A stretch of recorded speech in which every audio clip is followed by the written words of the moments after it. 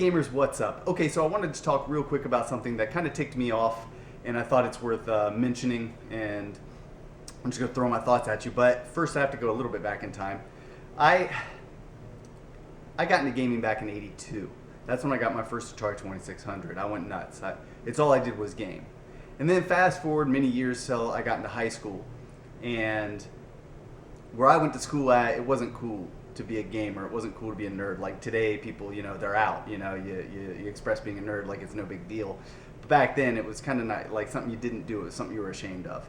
And I completely stopped gaming for a short time because, well, I just, I wanted to be cool, so I didn't game. So I kind of missed out on a lot of the 16-bit era of gaming. And what really got me back into gaming was my first year in the Army. I was on active duty. I was at Fort Sam Houston, Texas. We were at a place called the Hacienda. And it was kind of a place where everyone could hang out, shoot pool, play video games, watch movies, whatever. And I was hanging out with a group of dudes, Corey and Keith. These guys were awesome.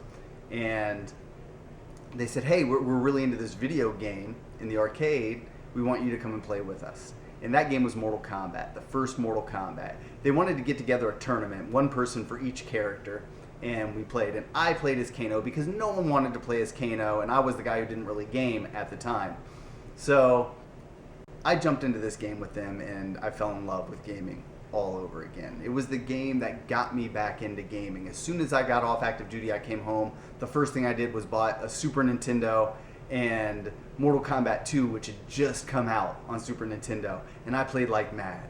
And I practiced, and I worked really hard, and I learned all the fatalities and everything you could do in the game. And there was this rewarding thing about playing the game and learning the fatalities and learning exactly where your character needed to be to pull it off and the button combination. And even if you had to memorize it out of a book or whatever, you worked really hard to get them all down pat. Fast forward to today, Mortal Kombat 10. It came out yesterday, and we're already seeing all these microtransactions and everything, and this easy fatality, 30 I think easy fatalities for $5 or 5 for $1. I mean, it's this outrageous stuff that one could be added right into the game without charging us. Let's face up to that. They did not have to charge you for this. Putting it on the disc was absolutely possible. It's not like they were out of space, so they have to sell it to us separately. This was something they could have given us, and they chose not to. But even worse, fatalities, for example, were something that you worked for, that they were kind of a badge of honor. You played through the whole fight, you defeated your opponent, and now you had those few precious seconds to place your character in the right spot, up, down, down, whatever, do your combination and pull off that fatality. But it's meaningless now because you can fight someone who can just go by them, hold the R button and slap a button and bust a fatality on you.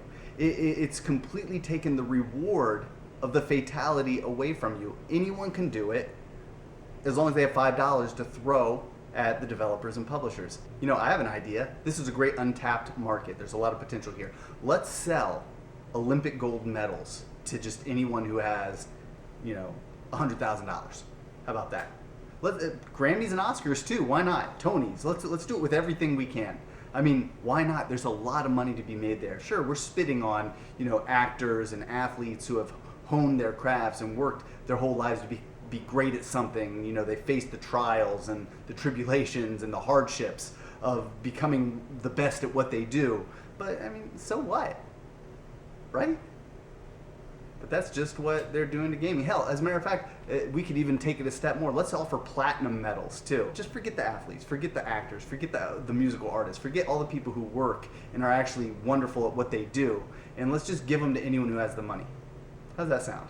Real fair, right? No, they wouldn't do that because it would be unethical. It would be wrong. And it would show everyone that the medals aren't worth anything. Not in terms of, the work and effort that people put into them. Sure, everything's got a monetary value, doesn't it?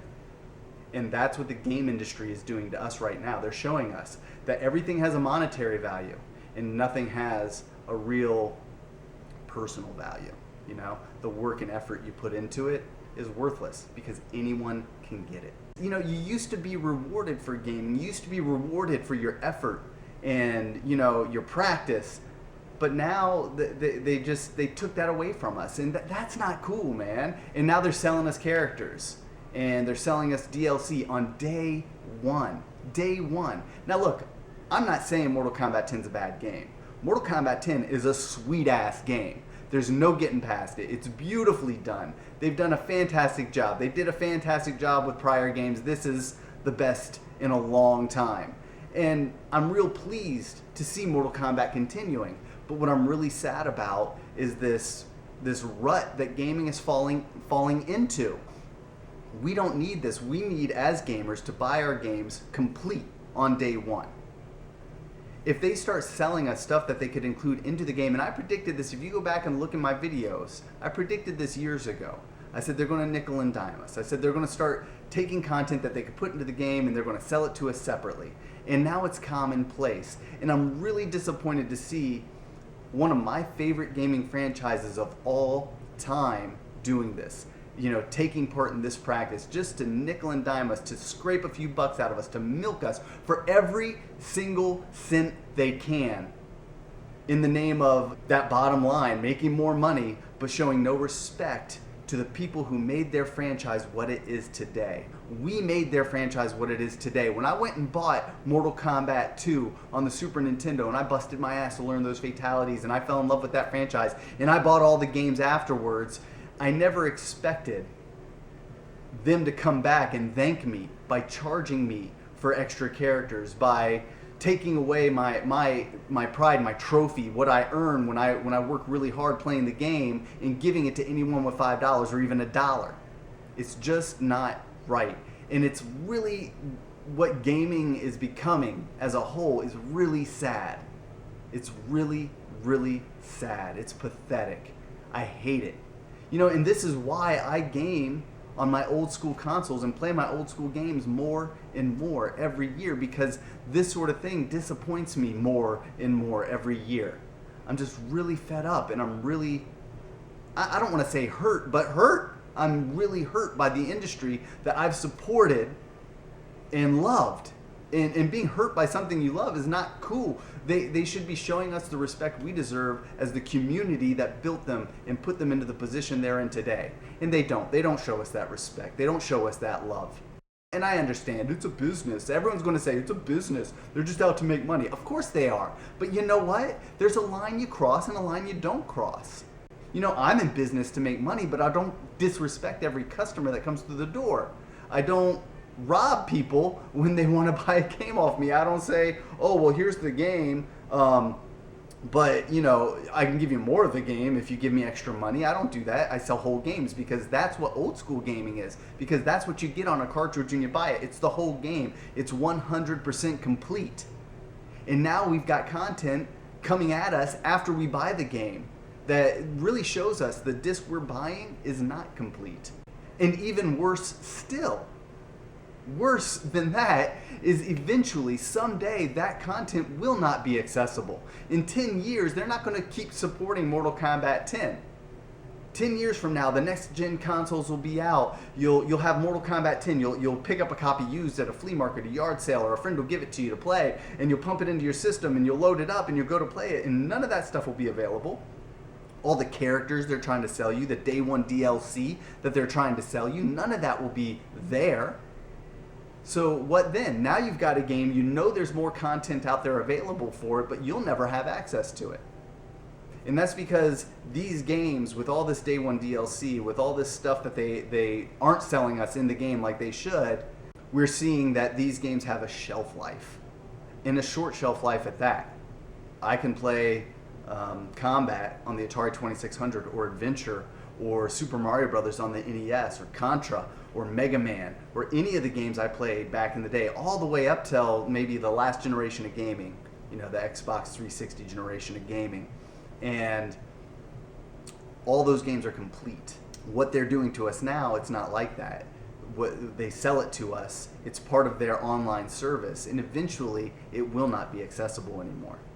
So the only real question we can ask ourselves now is why? What's changed? Why don't they give us what they used to give us for the same amount? Actually, for more. We pay more now.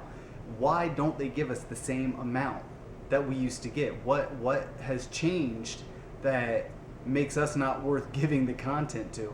And to make more money isn't a good enough answer.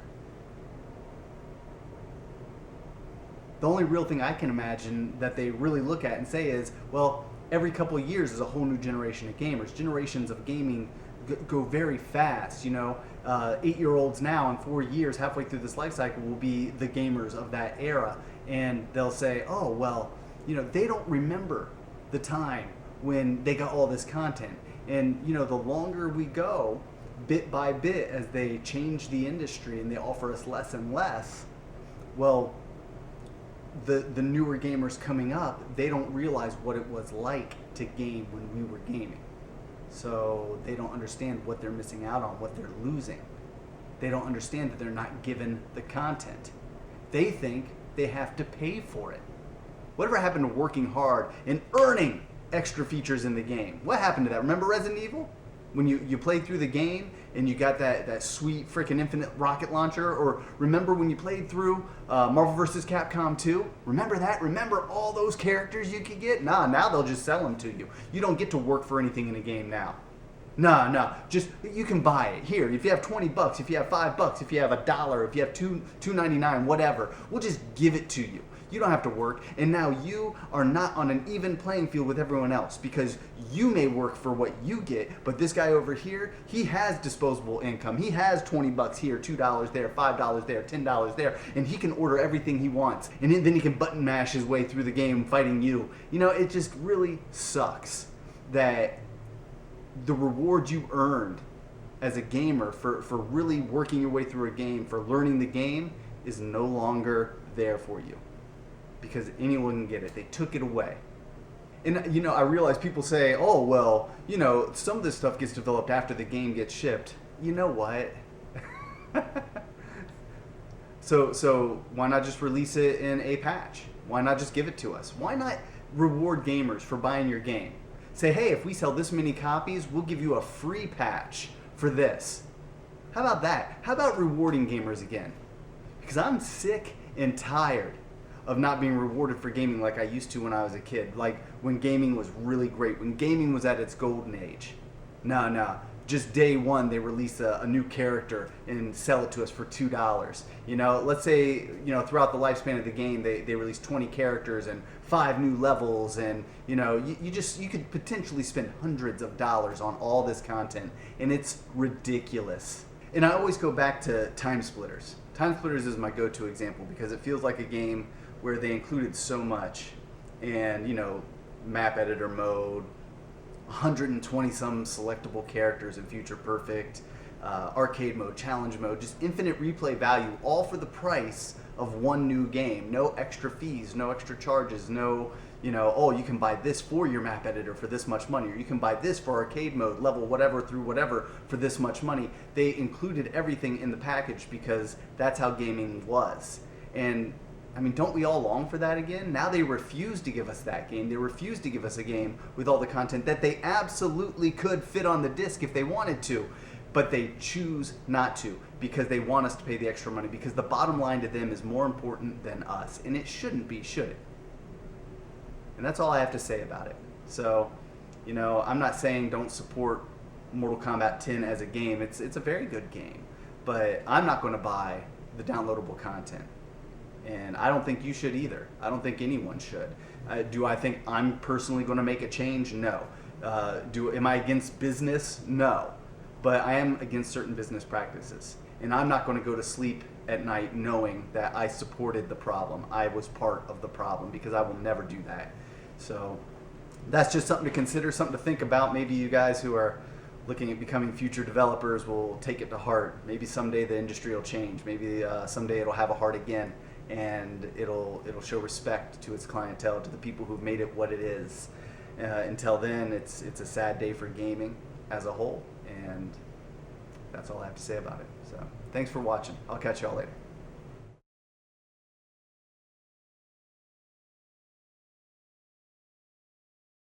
And it's really pathetic when you look at something like the Crypt thing for $19.99.